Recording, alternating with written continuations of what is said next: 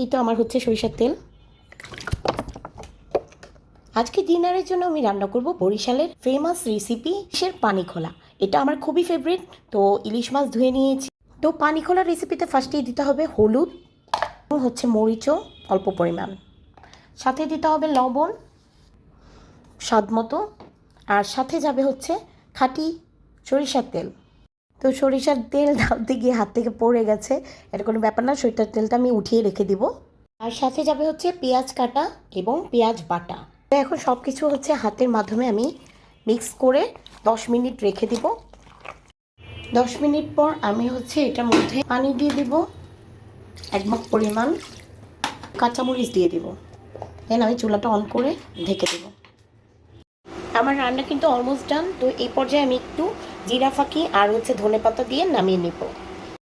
এটা খেতে just wow wow.